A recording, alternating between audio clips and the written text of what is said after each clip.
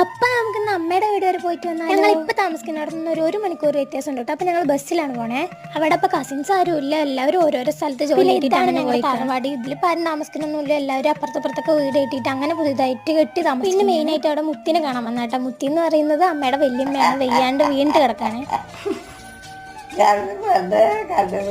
എന്നെ അമ്മനെയും കണ്ടതിന് സന്തോഷം കാണുന്നത്. പിന്നെ ഉച്ചയ്ക്ക് അമ്മായി ചോറും മീൻകറിയും പിന്നെ പപ്പായ ഉപ്പേരിയും എടുത്തു.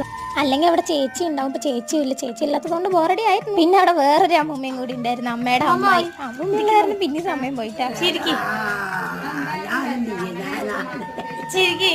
അങ്ങനെ ഞങ്ങൾ വർത്താനൊക്കെ പറഞ്ഞ് പിന്നെ ഇത് ബാക്കാട്ടോ. ഇത് ഈ സംഭവം എന്താണെന്ന് വെച്ചാൽ കുട്ടിച്ചാത്തനില്ലേ, കുട്ടിച്ചാത്തൻ്റെ അതിങ്ങനെ വെച്ച് കൊടുക്കലും പരിപാടിയൊക്കെ വർഷമൊക്കെ നടക്കുന്നതാണ്.